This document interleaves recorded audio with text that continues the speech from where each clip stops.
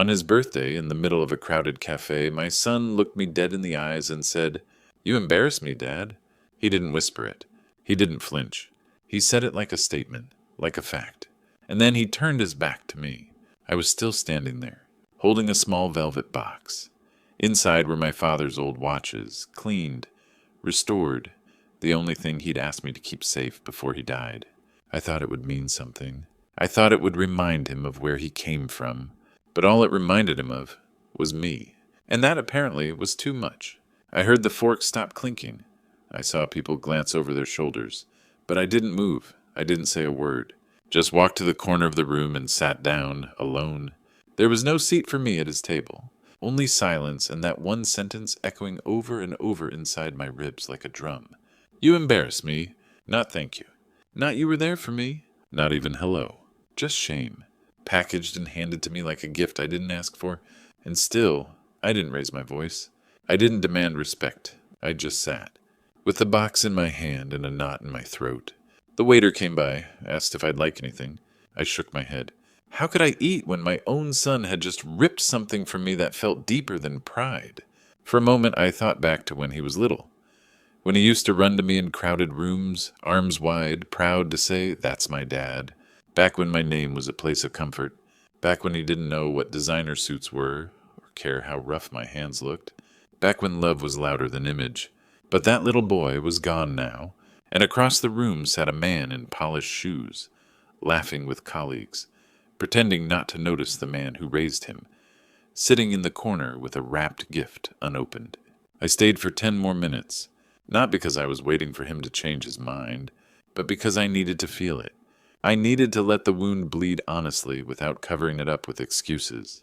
And when I finally stood, I didn't say goodbye. Didn't tell anyone I was leaving. I just walked out, box still in hand, heart a little heavier, and something inside me quietly shifting. That day he thought he humiliated me.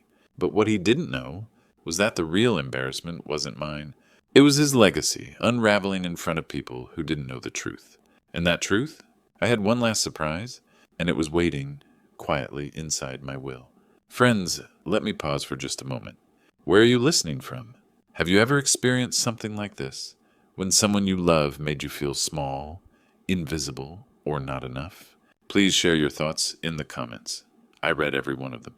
And if this story speaks to your heart, consider subscribing and sharing it with someone who might need it too. You help us grow this channel and keep these real emotional stories alive. Now, let's continue. After that cafe scene, the distance between us stopped being emotional.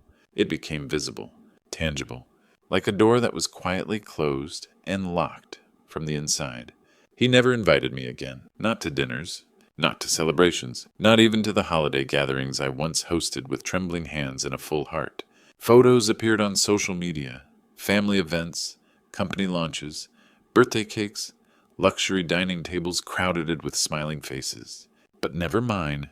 He had found a new circle, clean-cut people with smooth hands and expensive pens. They shook his hand in boardrooms, praised his vision, told him he was a self-made man. I watched him become someone who edited his past the way a magazine edits blemishes. He filtered me out, not because I failed him, but because I reminded him of the part of his story that wasn't polished, the part where shoes had holes, where school trips were paid for with overtime hours, where the house had no heat for 2 winters, but he still came home to warm food, where a father's hands were calloused, but open and always giving. That version of the story no longer served the image, so he cut it. I remember one Thanksgiving. I cooked, like I always had. The same old roast chicken, the same cinnamon sugar apples. I waited, set the table, even set a second plate, just in case. But he didn't show, didn't even text. The food got cold. The chair stayed empty. And for the first time in my life, I ate in complete silence. Not because I had nothing to say, but because there was no one left to say it to. He didn't ask how I was doing. Didn't check if the roof still leaked. Didn't wonder if I was healthy or lonely or still breathing in that house he once called home. I stopped seeing myself in his world, because in his new world, people wore watches that cost more than my mortgage. And I was just the man who once carried him on tired shoulders across a flooded street, but never made it into the photos. He surrounded himself with glass and steel, conference calls and wine tastings. He shook hands with people who never knew his bedtime tears, and stood proud beside people who never stayed up sewing his Halloween costume when money ran out. My face, my voice, my quiet presence became something that didn't fit anymore. Not modern, not sleek, not presentable. I was the before. He had moved on to the after. And so the invitation stopped. The phone stayed silent, and the table at my house, the one I built with my own hands, remained set for one, not because I had no one to love, but because the one I had loved most decided I no longer looked good in his story. It was supposed to be the proudest day of my life. I remember ironing the old suit the night before, the same brown jacket I'd worn to his high school awards night, the funeral of my brother, and the first job interview I ever attended that didn't ask for a shovel.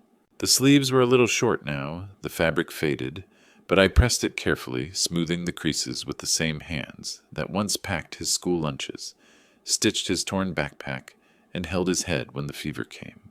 I had saved the money for that trip in silence, one grocery bill at a time. Sold the old car too, the one he'd learned to drive in. He needed tuition, I needed nothing. The ceremony was in a grand auditorium, marble floors, glass walls, tall banners that hung from the ceiling like flags of arrival. The names they called from the stage were met with proud cheers, phone cameras flashing, mothers crying, fathers standing tall. When they called his name, I stood too, clapped until my palms stung. My boy, my son, walking across that stage in robes I had paid for, wearing shoes I never could afford for myself. He walked tall, confident, every step echoing his transformation.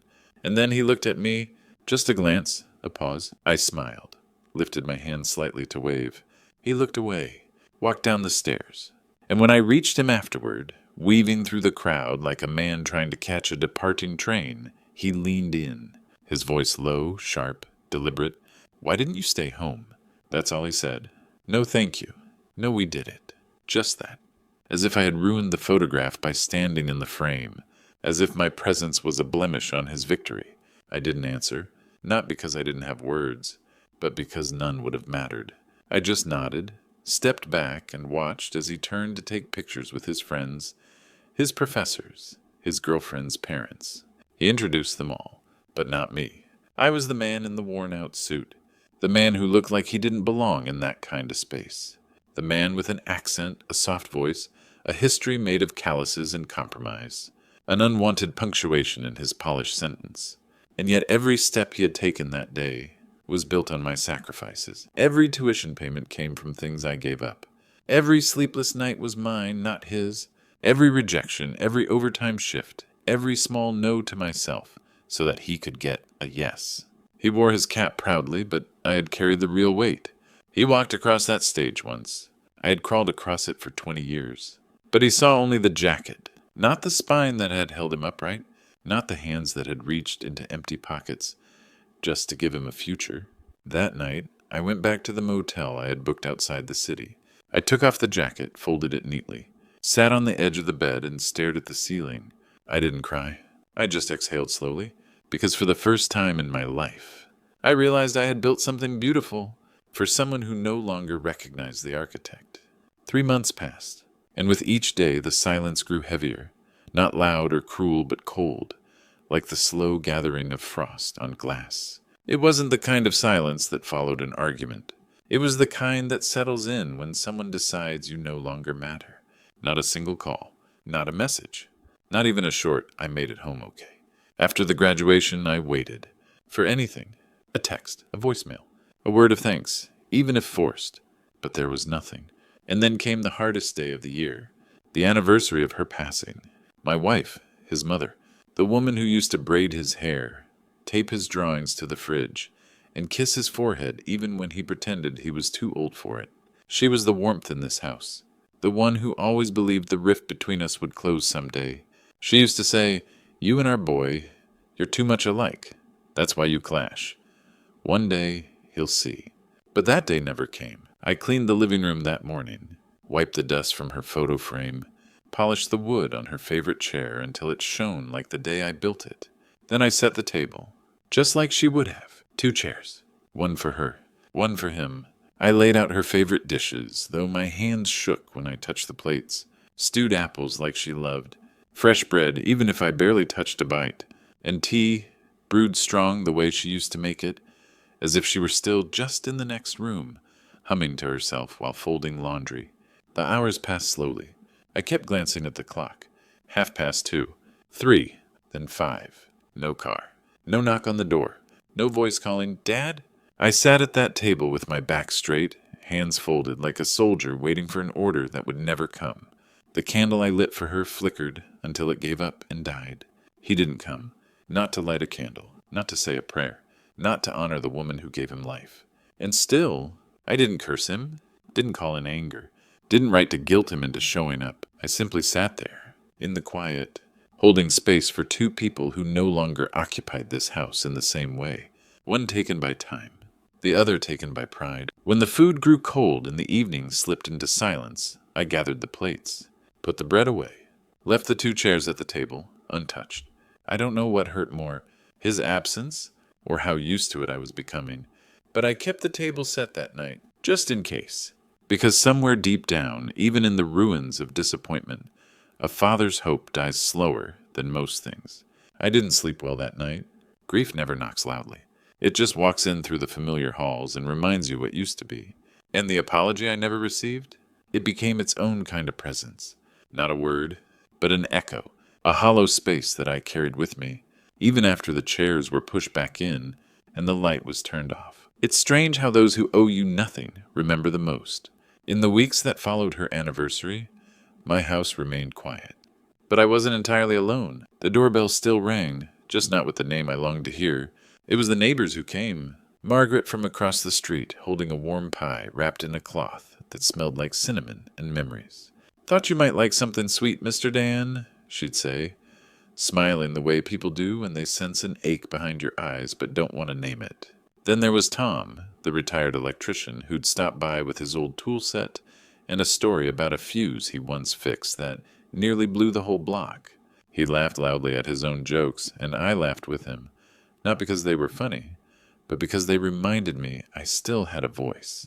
And the teenagers, kids who used to ride their bikes past my house, now grown and visiting home for holidays. They waved when they saw me on the porch. Sometimes they'd stop to ask how I was. One of them even said, "You were always the neighbor who gave us candy outside Halloween." They remembered, not because I was extraordinary, but because I was there. Because I saw them, spoke to them, helped them fix a bike tire, or carried groceries for their mothers when snow piled up too high. They called me Mr. Dan, always with respect, with affection, with familiarity that felt earned, not inherited. And yet the one person who should have known me best, my own son, had forgotten not just who I was, but what I was. He stopped calling me anything at all. Not Dad, not Father, just silence. As if removing my title would remove the history behind it. I used to hear him say Dad with such joy, back when scraped knees and bedtime stories were currency, back when all it took to make him proud was showing up with a Band-Aid and a hug. Now nothing, not even on birthdays, not even on the anniversary of his mother's passing, not even when the mailbox held only bills and memories. But somehow the neighbors remembered. They remembered the man who shoveled the entire sidewalk for the block one winter. The man who brought coffee to the crossing guard. The man who fixed the community bench when the city forgot it existed. I wasn't special. I was just consistent. And in a world that forgets quickly, that seems to matter more than I thought. One day, Margaret stood on the porch a little longer. She looked at the two chairs still sitting on my porch, the ones I never moved. She asked gently, "Do you mind if I sit a while?" I nodded. We sat in silence, listening to wind chimes and birdsong, and for a brief moment I felt something like comfort. Not from her words, but from her presence. That's the thing about kindness. It doesn't always come from the ones who share your name. Sometimes it comes from the ones who simply see you. And even if my son couldn't see me anymore, there were still people who did. People who knocked, who stayed, who remembered. And sometimes that was enough to keep the house warm. It had been there for years, tucked under the bed like a memory you're not ready to let go of, but too tired to hold anymore. A simple cardboard box, the corners frayed, the lid sagging in the middle from years of weight, not just of paper, but of meaning. I hadn't opened it since she passed, not because I forgot what was in it, but because I remembered too well. That night, after Margaret left and the silence crept back in, I sat on the edge of my bed, staring down at the floor. The house creaked with old age, like it too was trying to say something. I bent down slowly, these knees don't move like they used to, and slid the box out. Dust floated in the air like soft ghosts, rising with the memory of what I was about to uncover. I opened it. Inside, layers of our life. A hospital wristband from the day he was born, still faintly blue, a crayon drawing, 2 stick figures, me and Daddy scribbled underneath, misspelled. His kindergarten certificate folded 4 times like treasure. Photos of his first bike, his gap-toothed grin, his arms around my neck. And then the papers started. My high school diploma, the first in our family. A certificate from the factory where I worked 20 years. A photo of me and his mother, young and smiling, holding hands in front of a half-built house. Our house. Proof of sacrifice, inch by inch. And finally, the envelope. I had sealed it myself years ago, before his graduation, before the silence. Back when there was still hope that one day he'd ask, "Who are you really, Dad?" It was labeled in my shaky handwriting, "For when you forget who I am." Inside, 4 pages. Written in the middle of the night, when regret and love keep you from sleep. A letter that wasn't angry or bitter. It was a map. A gentle story of who I had been before I became invisible. I told him about the nights I worked double shifts, so he'd never see an empty fridge. About the time I borrowed money in secret just to make sure he could go on the school trip and not feel less than the other kids. I wrote about how scared I was the first time I held him, and how proud I was the day he stood on his own 2 feet. I told him the things men like me never say out loud, that I cried when he left for college, that I kept every Father's Day card, even the ones with only 2 words, that I didn't always know how to love the right way, but I never stopped trying. And I ended it simply. If you ever forget who I am, read this. If you ever wonder what you meant to me, you were my everything. I sat there, letter in hand, reading words I had once hoped he'd read, but he never did. Maybe he never opened the drawer where I left it. Maybe he saw my handwriting and tossed it aside. Maybe he didn't want to know. Or maybe it's easier to erase someone when you never read their side of the story. I placed the letter back into the envelope, carefully, gently, as if it were made of glass. Then I closed the box, slid it back under the bed, let the dust settle again, and I whispered, not to him, but to the empty room, "I remember, even if you never did." The office smelled of paper and old wood polish. Not the sterile, polished glass of the corporate world my son now lived in, but something humbler, something real, like the scent of an old book whose pages still remembered being touched with care. I hadn't been to the notary in years. The last time it was to add his name. This time was to make peace with taking it off. The receptionist greeted me politely. She didn't ask why I was there. She didn't need to. Some burdens announce themselves without words. The lawyer, Mr. Halbrook, was a man I'd known in passing. We'd shaken hands at church functions, once spoke about fixing a leaky roof. But this day, as I stepped into his quiet office and placed my folder of documents on the table, something in his eyes changed. I didn't give a speech, didn't recite a list of wounds or betrayals. I simply said, "I want the will to reflect the truth." He nodded slowly, not out of formality, but out of understanding. And in that moment, I felt something shift, deep, internal, like a tight knot finally loosening after years of silent strain. Because this wasn't revenge. This wasn't bitterness. This was something far quieter, more dignified, more dangerous even. It was truth.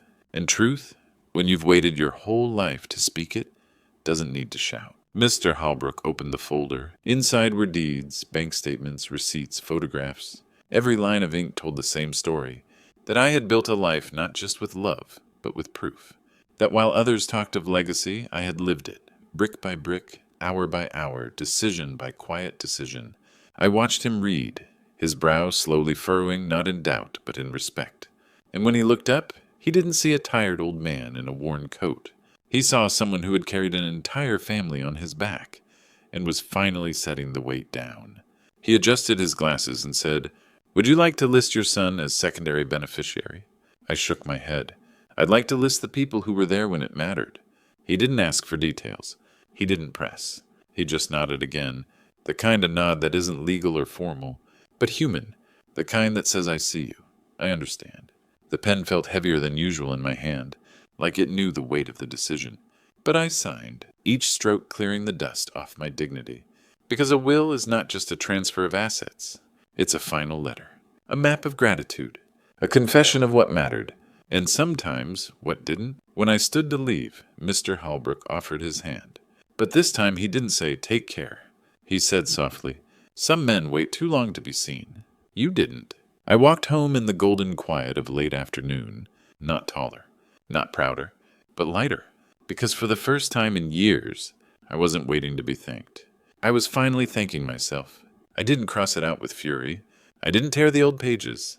I didn't curse or cry or pace the room looking for justice. I simply removed his name. One line, one name, one choice that had once meant everything. Now, just white space on the page.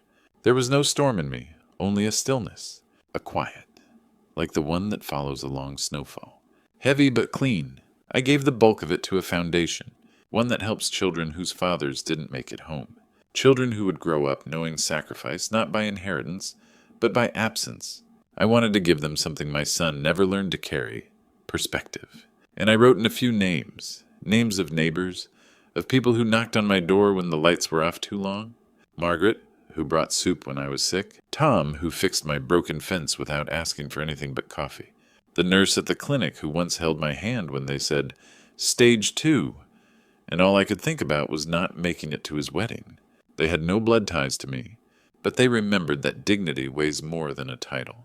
That kindness lasts longer than a polished life. To them I left letters, small bequests, words that mattered more than money. Words like, "You sat with me when no one else did. You called me by name when others forgot I had one."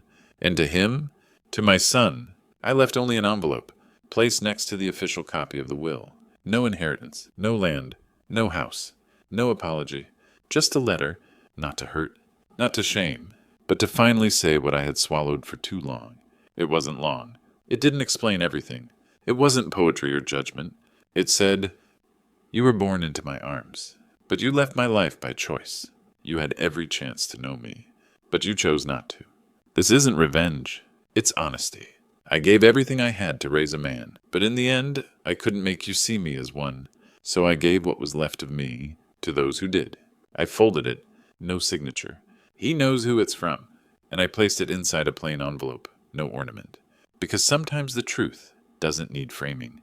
I sat in the kitchen afterward, same chair, same cup of tea, gone cold again, and I stared at the table, not with grief, but with clarity.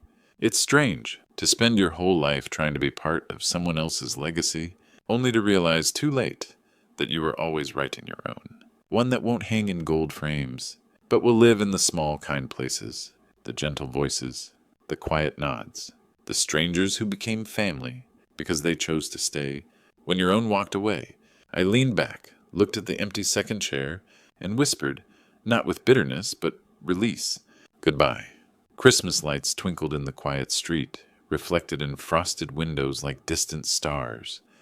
Inside my house, the tree stood alone in the corner, its ornaments dancing in the soft glow of a single lamp I'd left on. No laughter echoed through the halls. No voices rose in carols.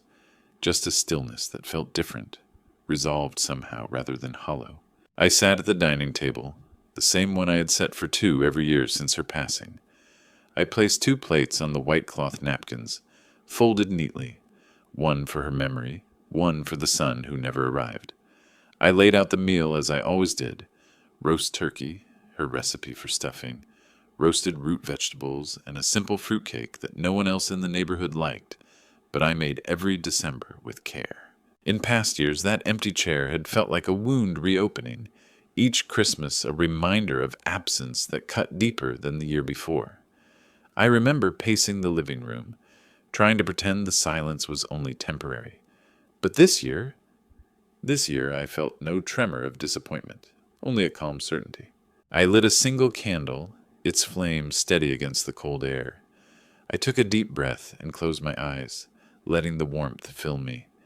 I thought of the letter tucked inside the will, waiting for the spring reading, words that would rearrange a lifetime of unspoken truth. I pictured my son's face when he learned that he was no longer the sole heir, when he realized the solidity of everything he had taken for granted, would rest instead in the hands of those who saw me, truly saw me. The fork in my hand felt weightless as I carved the turkey. No bitterness lingered on my tongue, only the quiet comfort of purpose fulfilled. I remembered mornings when I taught him to tie his shoes, nights I sat at his bedside reading until his breathing evened out, the nervous pride in his first school play. Those memories were mine, none of which he could erase, no matter how many times he turned his back. I ate slowly, savoring each bite not out of hunger, but out of gratitude for the strength that had carried me here. The weight of his absence no longer dragged me down. It lifted me toward the spring, toward a reckoning that would free me from every expectation I had carried for him. When I finished, I pushed the plate away gently. I rose and walked to the tree, placing a single ornament, a wooden star he made in kindergarten, on a low branch. It was my own act of closure, honoring both our histories, his handwriting uneven, the paint chipped, but bright with childhood hope. I turned off the lamp, and the room dimmed, leaving only the soft glow of the candle and the tree lights. I sat on the couch, wrapped in a warm blanket, and watched the flicker of shadows dance across the walls. I felt neither lonely nor mournful, only at peace, because I knew that by next spring the will would speak louder than any holiday gathering. The truth I had set on paper would arrive like the thawing of ice, inevitable, irreversible, and with it, the final chapter of our story would begin. I closed my eyes and let my mind drift. No regrets, no longing, just a whisper of hope for the year to come when the candle would go out, and I would stand in the light of a new legacy, one written in honesty, carried by those who remembered my name. The beeping was soft, steady. Oxygen hissed quietly through the tubes, a rhythm that reminded me I was still here, though not as I once was. The walls were pale green, the kind of color meant to soothe, though nothing could soften the feeling of skin thinning, breath slowing, time narrowing. I had known the day would come when my body would ask for rest I couldn't deny. It started subtly, fatigue, then dizzy spells, then a pain behind the ribs that lingered longer than it should have. But I waited too long perhaps, not out of pride, but out of habit. Men like me don't rush to be seen. We wait until someone notices we're no longer standing. The nurse, kind and efficient, had called him. I didn't ask her to. I wouldn't have. But I knew from the soft knock and the shift in air that he had arrived. He stood at the doorway, no flowers, no hesitation, just hands in pockets, eyes guarded. The man who once sat on my shoulders to hang the star on our Christmas tree now barely looked me in the eye. I watched him walk in, watched him glance at the monitors like they were more familiar than the man in the bed. He sat in the corner chair, legs crossed, as if in a waiting room, not a goodbye. Then finally he said it, his voice flat, not angry, not warm. Don't leave things messy, as if I were a cabinet left ajar, as if my absence would be more inconvenient than painful. I looked at him, not through the haze of medication, but with the sharp clarity that often arrives near the end, when only what truly matters remains visible. My voice was thinner than it used to be, but steady, calm. I'm not, I said. I left them, exactly how they needed to be. He blinked. Once, twice. The line between his brows tightened. He didn't ask what I meant, but I could see it in his eyes. The question hung in the air like smoke. He must have sensed something had changed, maybe in the way the nurse addressed me with softness, or in the way the room had no family photos, no signs of recent visits, only one envelope on the table beside the bed, labeled with his name. He didn't reach for it, not yet. Silence stretched between us, not the silence of affection, not even of regret, but the silence of two people who once knew each other and now only shared history. I closed my eyes, letting the oxygen fill my chest, every breath a little heavier, every second a little shorter.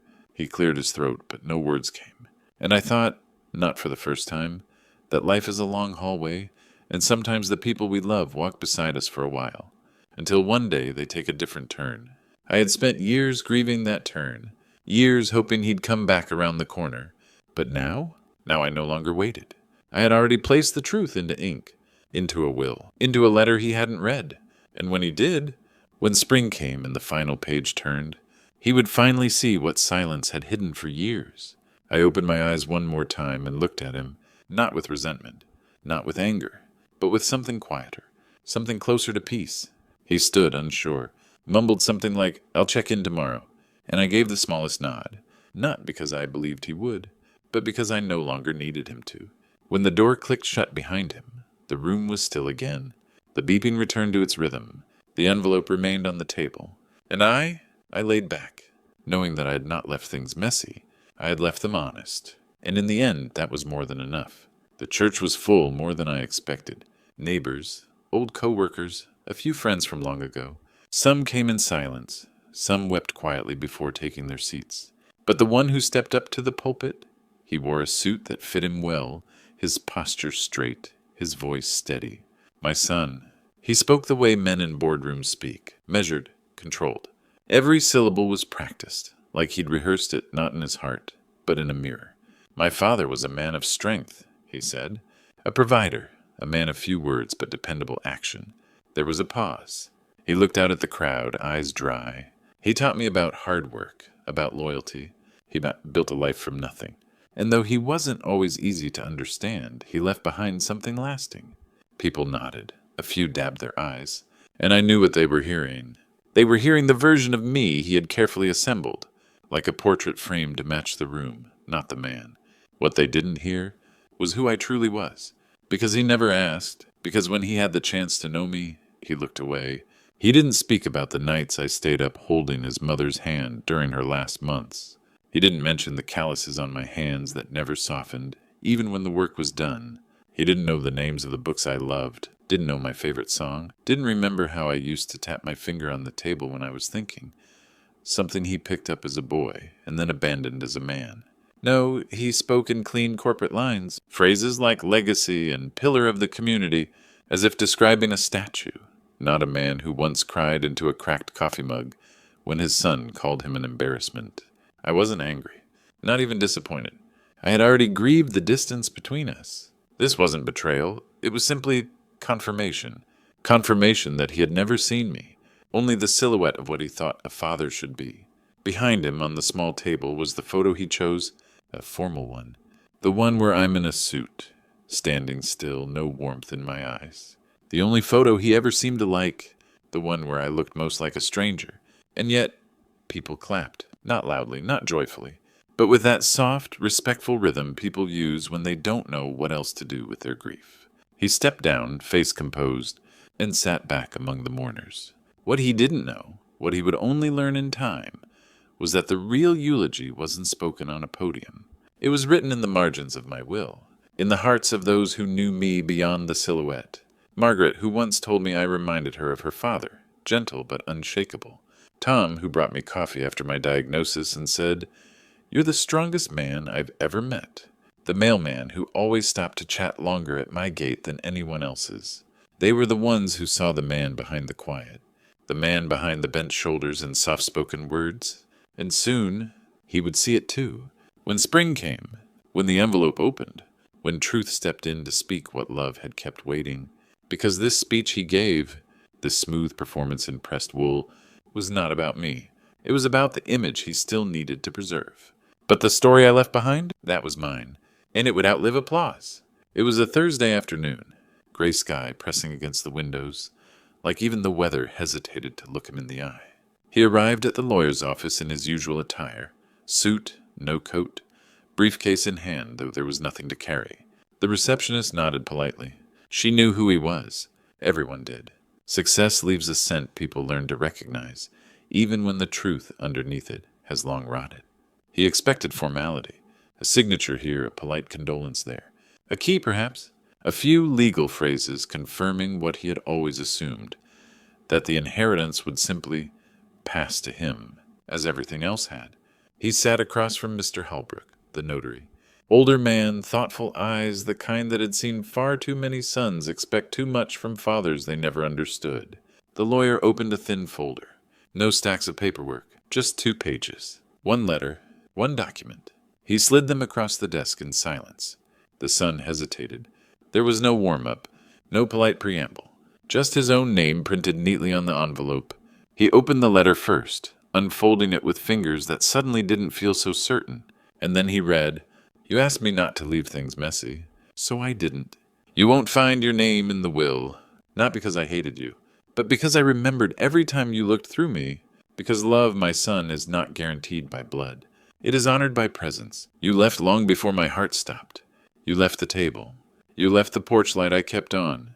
You left the man who taught you how to hold a wrench, tie a tie, shake a hand. You left, and that was your right. But this will, this is mine. I gave what I had to those who stayed, not out of revenge, but out of gratitude. This letter is not punishment.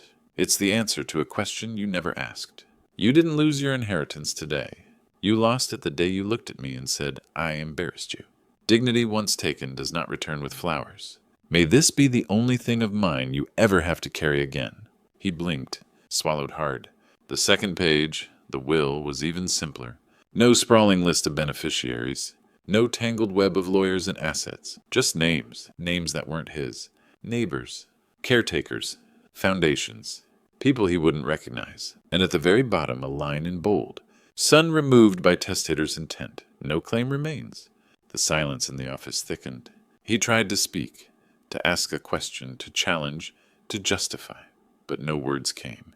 Because how do you argue with a man who already lived his whole life unheard? And how do you demand love in ink when you rejected it in person? The lawyer didn't look smug. He didn't look satisfied. He simply looked finished. "I'll give you a moment," he said quietly, standing. The door clicked closed. And for the first time in years, the son sat not as the one in control, but as the one left outside. No inheritance, no grand gesture, no final redemption, only a truth, folded neatly, left in his hands like the weight of everything he never said, and now never could. He stared at the signature, shaky, familiar, the same hand that once helped him hold a pencil, and now the same hand that signed him away. He didn't leave the lawyer's office right away. The folder lay open before him, the will now memorized by heart, though he still didn't fully understand what it meant. But the letter felt different in his hands now. He had skimmed it at first. A quick scan for pain, for accusation. But now, as the silence wrapped tighter around him, he read it again, slowly, word by word. And this time he let each one land where it needed to. Not just in his eyes, but deeper, in the space he had spent years avoiding. "You were ashamed of me in life, but now you'll learn who I really was. Not through money, but through memory." His eyes stopped there for a long moment. Shame. Yes, he had felt it, that subtle, creeping discomfort whenever he introduced his father at work events. The way he would shift in his seat when his father mispronounced a word, the awkwardness he carried like a shield, as if his father's rough hands and plain jacket could somehow stain the life he had built. But his father had always stood quietly by his side, not complaining, not demanding, just there. Until one day he wasn't. And now, sitting in that sterile room, fluorescent lights above him and the weight of nothing in his chest, he began to cry. Not the kind of crying that bursts forward like thunder, but the quiet kind, the kind that slips out of a wound that's been open so long you forgot it was bleeding. Tears fell onto the page. He kept reading. "You once told me I embarrassed you. But embarrassment fades. Regret stays. I hope one day you find the courage to see me not as your reflection, but as your root. I was not polished, but I was strong. And I loved you, even when it hurt." His hand covered his mouth. His breath trembled. He thought of all the birthdays he'd missed. The time his father sat alone at his mother's memorial. The unanswered calls. The texts left unread. He thought of the toolbox in his garage, still full of his father's tools, never used, kept out of guilt, not gratitude. He remembered being 12, running to the door barefoot when his dad came home. Dad, look what I made!" Back when his voice still held wonder. Before success taught him how to forget the hands that raised him. "This letter isn't about blame. It's the only thing I have left to give you. Because you already chose not to take the rest. And I finally chose not to keep waiting." That line broke him, because he knew now that his father's final act wasn't revenge. It was release, a quiet release of all the expectations, all the waiting, all the hope that maybe one day the son would turn around and say, "I see you." But he never had, and now it was too late. He folded the letter with trembling hands, held it close to his chest, And for the first time in a lifetime of pride, he wept. Truly wept, not for what he lost, but for what he never even tried to keep. He parked across the street. The engine idled a little longer than necessary, like the car itself hesitated to let him go. When he finally stepped out, the wind was cool and dry, the way early spring can be, between warmth and cold, between what was and what's coming. He crossed the street slowly, each step heavier than the last, not because of fear, but because of the knowing. Because he already knew, he stopped at the gate. It was the same house, same bricks he helped paint when he was 10, same creak in the gate hinge, same old oak tree out front that he once climbed and fell from, scraped his knee and ran crying to a man who scooped him up without a word and carried him inside. The porch light was on, though it was midday. Someone had planted flowers along the path, lavender and rosemary, his father's favorites. He pressed the latch, but the gate didn't open. There was a new lock. He looked to the porch, where a small brass plaque now hung beside the doorbell. A name he didn't recognize, but he understood. He wasn't the heir, not of this house, not of the legacy built within it. It had been passed on to someone who saw his father not as a burden, not as a shame to conceal, but as a man worth sitting with, laughing with, listening to. The front door opened briefly. A young woman stepped out with a tray, smiled kindly at him, then walked down the steps and toward the backyard, humming softly. She didn't ask who he was. She didn't need to. He wasn't part of this chapter, so he didn't call out, didn't demand, didn't plead. He simply turned and sat down on the cold concrete steps just outside the gate. From there, he could still see the windows he used to draw hearts on when winter fogged them. He could see the garden hose his dad used to wash his muddy shoes after soccer. He could see a life he had stepped out of long ago and never tried to re-enter. And now he couldn't, because the locks had changed, not just on the door, but in the heart of the man who once left the porch light on every night, hoping his son might come home and say, "I'm sorry." But he never had, and now the light burned for others.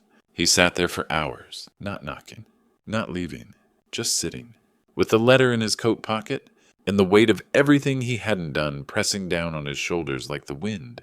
He looked up at the windows. They glowed golden in the afternoon light, warm, alive, and not his. For the first time he realized inheritance wasn't about documents. It wasn't about land or keys. It was about presence, about showing up when it mattered, about knowing the stories written in each floorboard because you were there when they were laid. He wasn't, and no title deed could change that. So he remained on the steps, not because he hoped they'd let him in, but because he needed to feel what it meant to be left outside. Truly, finally, and justly, with nothing left to defend, and everything to remember.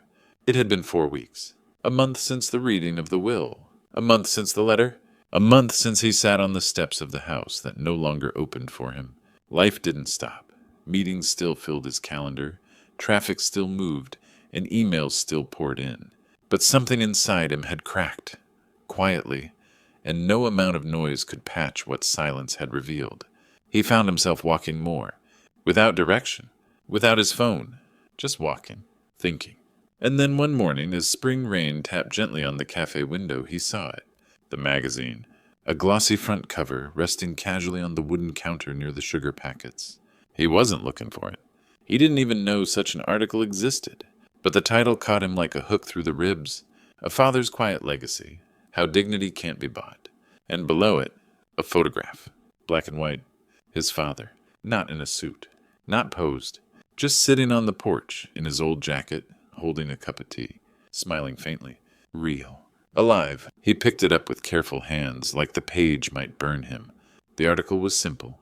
No embellishments. Just a story. A story of a man who lived without loudness, who gave not to impress, but because it was right. It detailed the scholarships he had secretly funded for kids in the neighborhood, the repairs he made to elderly neighbors' homes without charging a dime, the books he donated, the food he delivered, the dignity he gave without ever asking for a thank you.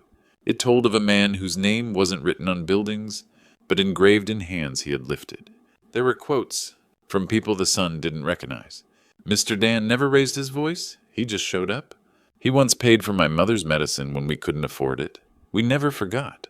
He used to say, kindness doesn't need to be loud to be heard. Page after page, The image of his father unfolded like a truth he had never allowed himself to see. Not a background figure, not a shadow, but a man, a great one.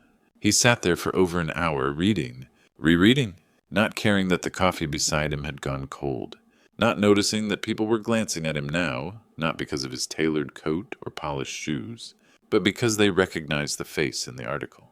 The face beside his own. An older woman at the next table leaned toward him. "You knew him?" she asked gently, pointing to the picture. He opened his mouth, closed it, then nodded. "I did," he said, the words catching in his throat. "I just didn't know I did." Her eyes softened. She didn't press further.